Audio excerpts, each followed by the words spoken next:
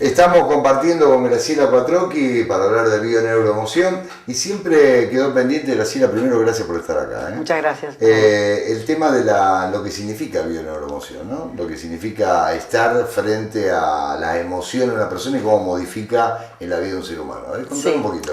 Claro, a veces nosotros hablamos de bioneuroemoción y damos por sentado que como ya hace tiempo que lo venimos hablando, todo el mundo ya sabe de qué se trata. Realmente es una técnica muy eficaz, una metodología que lleva a buscar, o sea, en principio no cura nada, eso es muy importante decirlo, porque la gente a veces cree que es la medallita milagrosa que yo voy a hacer o la propia metodología va a curar. Aquí lo que se trata es de buscar la emoción que está detrás del conflicto, que esta persona tiene un síntoma que puede ser físico o puede ser conductual, y entonces detrás de eso hay un conflicto.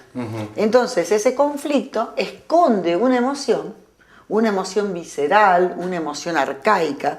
Las emociones, yo siempre le digo a la gente, mira, para darte cuenta qué emoción es la que realmente importa al inconsciente biológico, que es el que va a venir en ese conflicto que estás teniendo, en ese acontecimiento que está pasando, es la que tiene tu perro.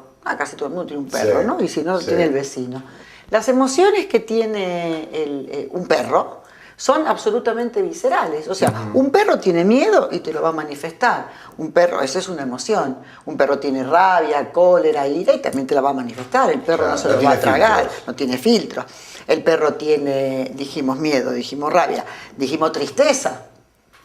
Si hay también rechazo, asco, rechazo, el perro también lo va a manifestar. Y la otra es la alegría. Bueno, todas estas que son las emociones viscerales, nosotros, los seres humanos cultos y que estamos en una sociedad civilizada, las escondemos. Claro, Entonces, cuando hay un síntoma, que el síntoma, vamos a poner que sea físico, pero no solamente físico, la bioneuroemoción trata también los síntomas que tienen que ver con una situación conductual. Por ejemplo, personas que no encuentran pareja, o que no pueden tener hijos, o que no sé, o que no encuentran trabajo, o que se les repiten situaciones en la vida. No necesariamente relacionarse con la gente también. Por supuesto, no necesariamente tiene que ser algo físico, pero ese síntoma, sea físico o sea conductual, nos viene a decir, como si fuese un cartelito, nos viene a decir qué es lo que tenemos que sanar interiormente. Entonces, siempre es un aliado nuestro.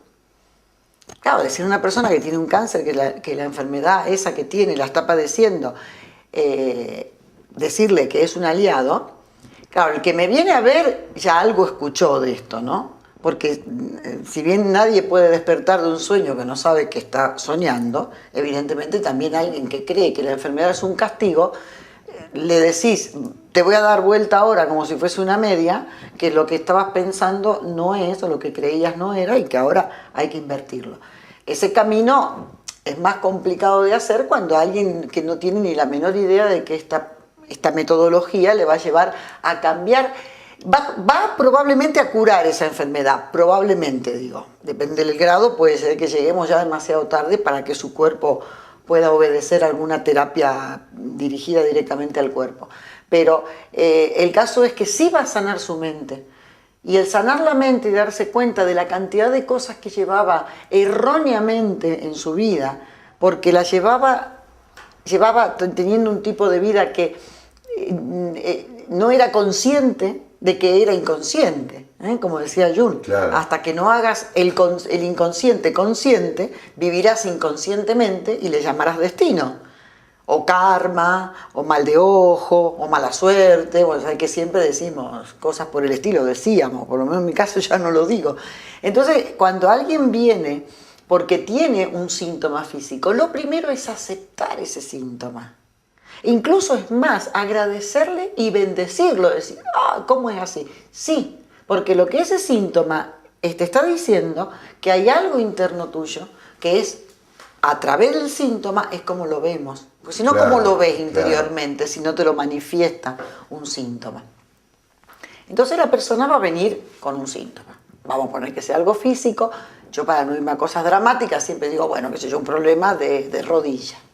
Alguien que tiene un problema de rodilla, por decir eso. Cualquier cosa puede ser. Entonces ese síntoma le preguntamos, ¿desde cuándo? Porque lo vamos a estudiar primero en la edad cronológica.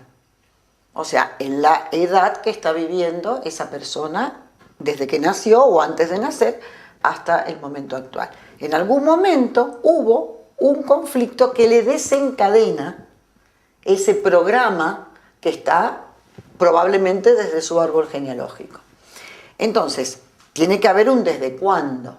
¿Desde cuándo? Cuando, si hay, por ejemplo, un problema osteoarticular, la persona tiene que ser, el conflicto no se manifiesta, o sea, cuando está el conflicto no se manifiesta el síntoma. Se tiene el conflicto y no pasa nada. Inmediatamente que pasa el conflicto, que parece que ya bajó el grado de estrés y que ya lo está reparando, ahí le empieza el dolor. Un dolor muscular o un dolor de hueso, o sea, lo que es osteoarticular, que pertenece a la tercera capa embrionaria. Entonces, en ese momento vemos cuál es el conflicto. ¿Cómo es el conflicto? Ese es un conflicto emocional que tiene que tener unas características, no cualquier conflicto.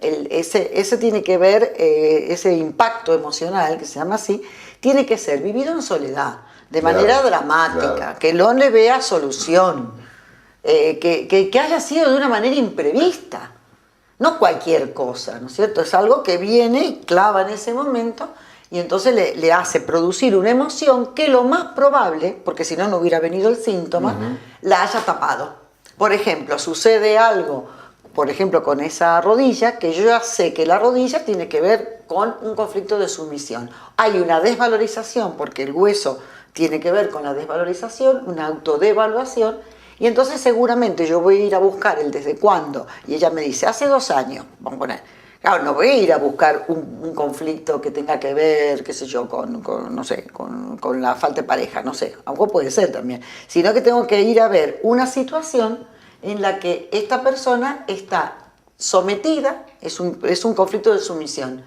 a una autoridad. Hazte cuenta que la rodilla tiene que ver con la adolescencia. Entonces me quiero rebelar y no me puedo rebelar. Tengo que seguir aceptando una situación que no quiero. Entonces, ¿qué emoción hay? Vamos a buscar, probablemente sea miedo.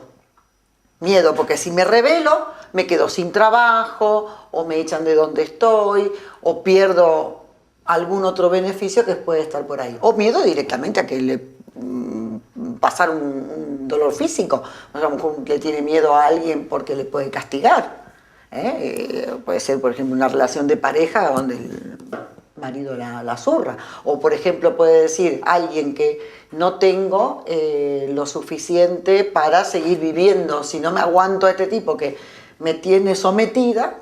Bueno, entonces lo vamos a ir a buscar y vamos a ver y a cambiar la emoción en ese momento que ella me está contando.